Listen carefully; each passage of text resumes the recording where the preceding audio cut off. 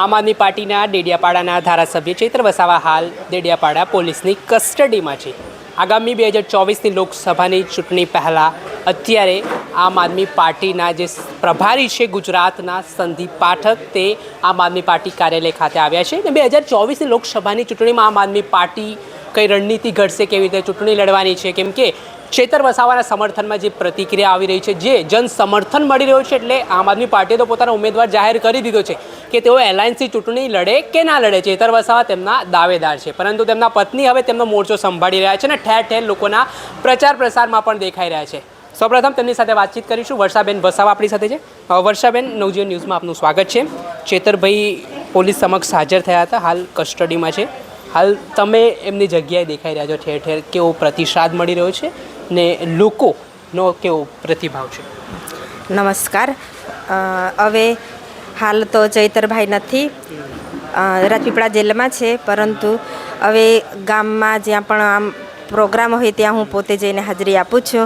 ત્યાં મને લોકોનો સાથ અને સપોર્ટ સારો મળી રહેલો છે. હવે મયત પ્રસંગ હોય, લગ્ન પ્રસંગ હોય, 12મો હોય, ત્યાં પણ હું જઈને હાજરી આપું છું. એટલે લોકોનો પ્રતિસાદ મને સારો મળે છે. અને ચૈતરભાઈ વિશે પૂછવામાં આવે છે કે કઈ રીતનું છે, ચૈતરભાઈની તબિયત કેવી છે, હજુ કેટલે સુધી ચાલશે, બધું પૂછે છે. એટલે અમે પણ લોકોને સારી રીતે જવાબ આપીએ છીએ અને લોકોનો પણ અમને પ્રતિસાદ સારો મળે છે. એટલે લોકો ચૈતરભાઈના સપોર્ટમાં છે. વર્ષાબેન, તમે ચૈતરભાઈને કસ્ટડીમાં જ્યારે મળ્યા જેલમાં હતા ત્યારે શું વાતચીત થઈ, શું મેસેજ તેમણે લોકોને પહોંચાડ્યો છે તમારા વતી, કે તમે કહેજો લોકોને કે હું ભલે અંદર છું પણ આગળ જે પરિસ્થિતિ છે 2024ની જે લોકસભાની ચૂંટણી છે તે કેવી રીતે લડવાના છે? હા, ચૈતરભાઈ પોતે જેલમાં છે, પણ એમને લોકોને મેસેજ અપાવડાવ્યો છે કે ભલે ચૈતરભાઈ અત્યારે હાજર નથી, પણ કોઈ પણ પ્રસંગ હોય સુખ દુઃખનો, ત્યાં જઈને હું લોકોની પડખે ઊભી રહીશ. એટલે ચૈતરભાઈ તો નથી, પણ એમની હાજરી હું પોતે જઈને આપીશ. અને લોકોને ખાસ અમારો સંદેશો છે કે ચૈતરભાઈ ભલે જેલમાં છે, પણ લોકસભાની ચૂંટણી લડશે અને ચૈતરભાઈ જીતશે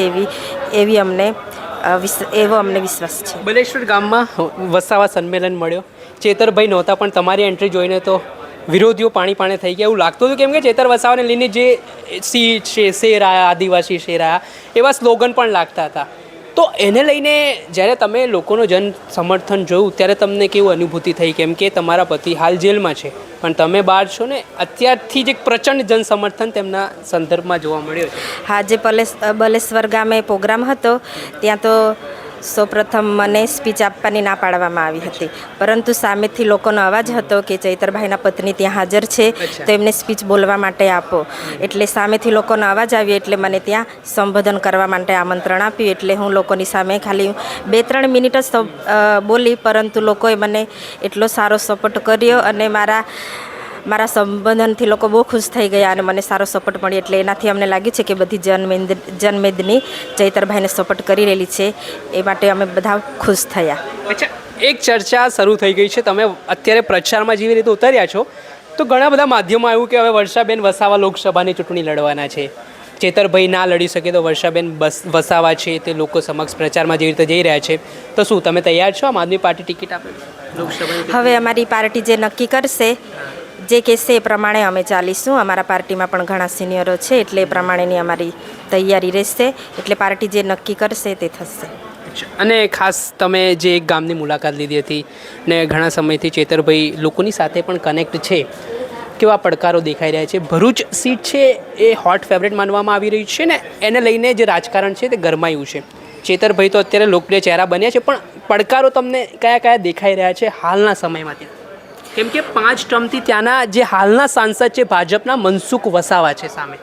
હવે આ ભરૂચ લોકસભાની ચૂંટણી છે અને એની પર તો ખાસ બધાની નજર છે જ, પણ આ લોકસભાની ચૂંટણી ચૈતરભાઈ લડશે, કેમ કે ભરૂચમાં જે માનવ સર્જિત પૂર આવી હતી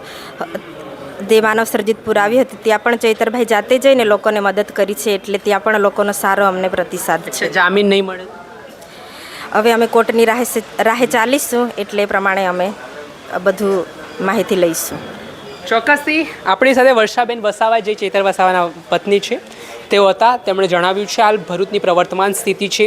નર્મદામાં જેવી રીતે આદિવાસી સમાજનો પ્રતિષ્ઠા ચેતર વસાવાને તો મળી રહ્યો છે, પણ ભરૂચમાં પણ હવે લઘુમતી સમાજ છે તે ચેતર વસાવાના વહારે આવ્યો છે. અને 2024ની ચૂંટણી ખૂબ જ રોમાંચક અને રસપ્રદ એટલા માટે રહેવાની છે કેમ કે આમ આદમી પાર્ટીએ પોતાના ઉમેદવાર જાહેર કરી દીધા છે. હવે જોવાનું એ રહ્યું કે આગામી સમયમાં ચેતર વસાવાને જામીન મળે છે કે પછી તેઓ જેલમાંથી ચૂંટણી લડશે.